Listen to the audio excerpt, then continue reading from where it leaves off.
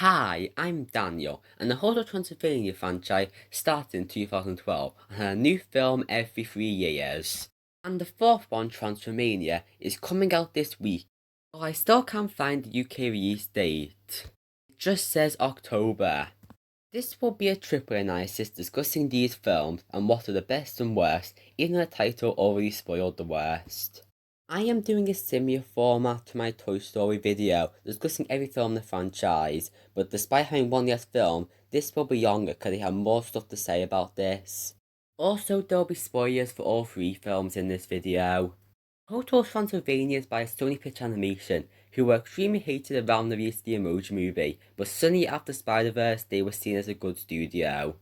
They have mixed films in my opinion, with some great ones like Surf from Mitchell's vs. the Machines, and some bad ones like the Emoji Movie. Anyway, the first Hotel Transylvania came out when it was a new studio-ish, and was created by the person behind Cartoon Network shows, such as Dexter's Lab and Samurai Jack. This shows he has more experience in TV shows rather than movies, but that doesn't mean he can't try new things and be good at it. This film is about Dracula creating a hotel for monsters to be free from humans, but one human, Johnny, somehow gets in. And on the day of Dracula's daughter's 118th birthday, and hijinks ensue. I like the universe the story creates with the interpretation of monsters and humans having hate from both sides. However, I think in the end monsters are accepted too easily. And while I wouldn't expect realism from Hotel Transylvania, if monsters appear today, humans would try to kill them. If they say they're harmless, maybe half might be okay. But it still feels a bit too easy. The setting is good and combines a hotel with all spooky aspects in a creative way. This film uses the eye reveal trope.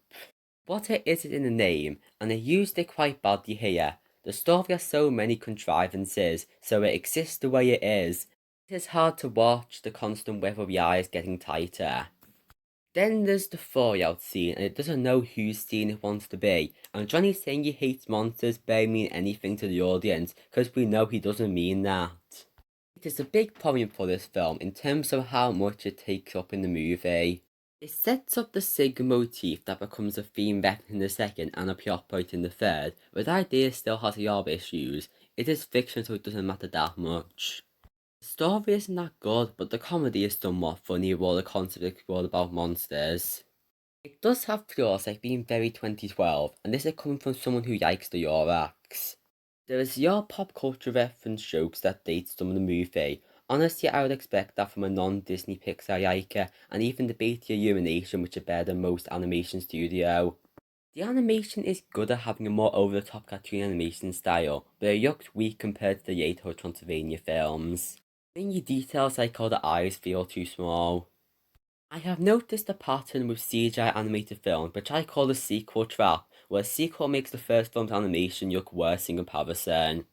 As for the characters, Dracula is interesting enough main character, and I like how he is the protagonist when from this story you usually expect Mavis or Johnny to be that, cause they're close to the target audience's age.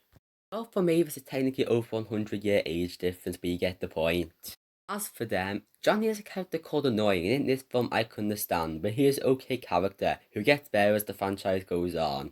Mavis is another good character who does stuff compared to most love interest characters even recently. Quasimodo is a bad villain whose role in the film is so mild. Also, did no one think about the implication of making someone who used to be a human with face deformity into a monster? Did no one point out the problematic implications of this and then change him into an actual monster or something? Could have easily been changed since it doesn't even look like Quasimodo. Dracula's monster friends, or the Drac Pack as they called, have a small role here and their background character until the climax. They are funny when they appear, even though some are better than others. Murray is easily the weakest, can we agree on that? Oh, that one Murray fan who is watching this video is offended. I am not sure what to think of this overall. I hope it doesn't hold up, but your hair is really good as well. Something true is that this film was popular, with a sequel in work practically right after its release, or possibly before. And I can see how your concept became popular, and the Warrior film. While the Eye reveal is still bad, it is a fun film when it pulls with that story and parodies the monster genre, and it was released around Halloween, and people could choose that or a Yaikya film. Guess which was more popular? Hotel Transylvania 2 is the awaited sequel film in this franchise. Is it any good? The film's opening scenes go through over 5 years of events, like Mavis and Johnny's wedding, Mavis telling Dracula she was pregnant, and Dennis being born. The time skip was needed here, and makes human and monsters being mostly mixed together not as much of a problem. I still have some issues with it, but at least it isn't trying to compare to real life discrimination issues. It also skips Dennis being too young to speak properly, and this film's conflict is that Dennis is seemingly human, which makes Mavis want to take him to live in a human place. So while Johnny and Mavis visit his own place, Drac and his friend try to teach Dennis to be scary and unleash his vampire side. The trip is entertaining for having a lot of comedy with both the Drac part with Dennis and Mavis exploring the human world with Johnny. While there is a lie being told and confrontation scene here, it is done so much better for the lower stakes of the situation. The finale is Dracula's dad, Vyad, being invited to Dennis's 5th birthday party, and he is still stuck in old ways of humans being bad. Vyad's minions want to kill the humans, and then finally Dennis is revealed to be a vampire all young. Feels like a cop-out having him all the vampire traits. It would have been better if he could turn to a bat but not have fangs, and be more like a half-human, half-vampire hybrid. The whole point is that they should accept him how he is, so I would have preferred if he wasn't full vampire. But he still needs to be enough to be involved in that fight scene. Then there is a dance party, and I actually like the way they're incorporated in this franchise. It feels more like a choice to fit the film's tone rather than following a trend. The story is pretty good. It's nothing big most of it aside from the last part, just to set up for your fun things. The comedy in this film has improved from last one, with mostly a comedy, and the jokes that aren't funny don't feel bad yet. The references aren't as stated, but it's like a combination of how it's more recent and Yucca not being that outdated. The animation here is great. It looks like the first but an incredible improvement. Now onto the characters. Dracula's role in the second is criticised for going against the wish of his daughter and being upset that Dracula's legacy could be over. While I can understand this somewhat, I don't think he was a bad person, and even before he outright says it, it's clear he still loves Dennis as a human. He is just still working what he earned the last film. Mavis is now dealing with being a parent and deciding where is the best space for Dennis to live.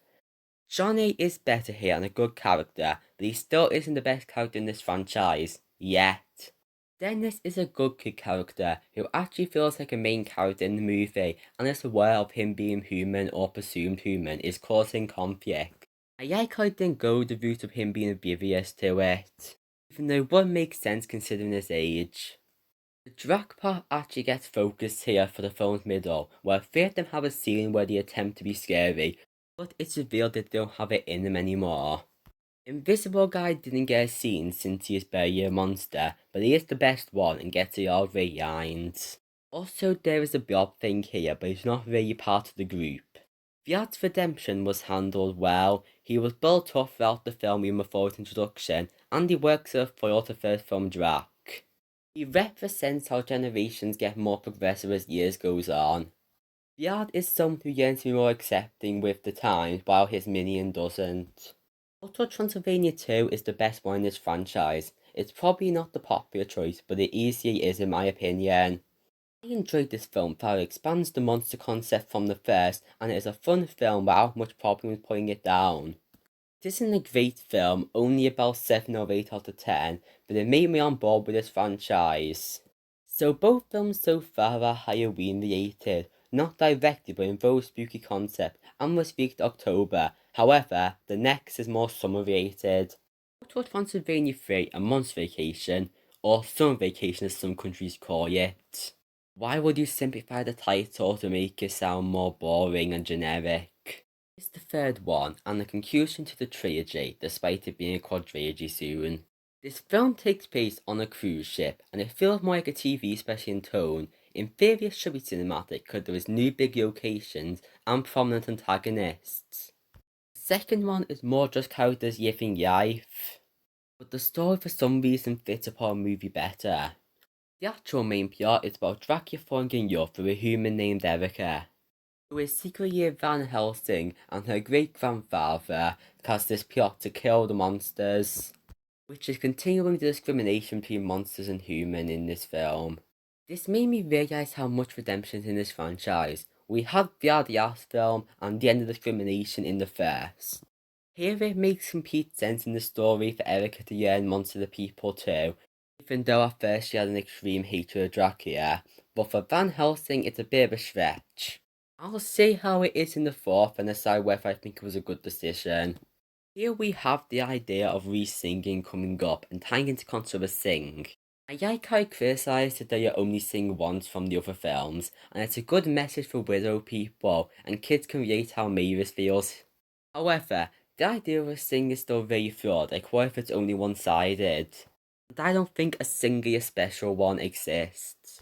The rest of the story is very overpowered because there's a lot of side plot happening. I think 2 does a good job at giving screen time to a lot of characters without feeling overpacked. The more I think about it, Toy Story 4 signing the side characters was the only way to avoid this sequel issue. I think including your characters work better when they're grouped together in 1 or 2 subplots. The comedy is weak here. I'm not going to pretend that the whole franchise isn't targeted at younger audiences and family markets, but it is way more noticeable here. It feels calculated to be a typical animated family movie. There's an occasional good joke, especially from Johnny, but more on him later. But most fail. Who decided to make Brad the fan-servicey character? That screams a joke for a certain type of parents, and when it's not funny, it's just awkward. The animation of A Month's Vacation is improved slightly. Not a big jump, but it looks good, and there's a cool cinematography scene with the wolves. For the characters, I have mixed feelings in the 2 new Van Helsing characters, but I already talked about that when discussing the story. Dracula is good here. He is continuing his arc throughout the franchise naturally, and isn't intentionally likable like last film. That role goes to Mavis, who is repeating what Dracula did to her in the first movie, and I can't tell if the parallel is clever, lazy, or both. I like how she learns her lesson, but I can't find any reason why Mavis suspected Erica. As the audience, the dramatic irony makes us know Erica is working with Van Helsing.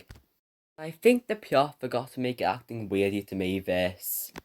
Also, the other characters in their own side plot, which I mentioned was overpacked. The drag pack is sidelined here, and stuff set up like the balls being locked up for witnessing a conversation, and Frankenstein gambling away his hands don't have proper payoffs. There is one character left, and that is Johnny, who I am the defender of him thanks to this film. He helps give Mavis advice on how to feel about Dracula possibly leaving, and is funny for most of the film. And then there is the climax, which he turns into a disco battle with happy songs so the octopus won't kill everyone. It sounds like a stupid idea, but it is self-aware enough and is greatly executed in a way that makes it almost genius. The dance party endings are good here, and Johnny saying multiple lines with an intellectual mind and ideas. Yes, I used that phrase to describe Johnny. Such a cool individual, I think is the best character in this franchise. I don't care what the haters say. Anyway, this is not a good movie. There is way too much going on, and the other story elements fail. This isn't a bad film, but it is the worst one in this franchise so far, but I hope the fourth is at least better than this. In conclusion, I was actually looking forward to Hotel Transylvania Transformania, because I like the concept of human and monster switching. Then the second trailer came out, and it made my expectations more realistic since the actual story is a generic MacGuffin quest. I like how it's supposedly ending the franchise, because on rewatch there's a lot of themes to this franchise. The single one the most concluded in Monster Vacation, but the other main theme of discrimination looks like it'll be concluded here. I look forward to the ending, and yet they do make a fifth one, because the franchise has all potential with flawed executions. You can call the second one good, the first is okay, and the third is slightly below average. I do find this franchise interesting to discuss, and I grew to really like Johnny as the franchise went on. It was a series which I barely saw any of, and it's really forgotten. Seriously, it came out in 2017. No one talked about it when it came out and now. And it is tied to a popular movie franchise. I am wondering, what is your favourite and least favourite? Because I have not seen much discussion and debate on it. Fan favourite is probably one, but I am not sure. I might make more of these young franchise retrospective videos, because there's your franchises that I could talk about. The end.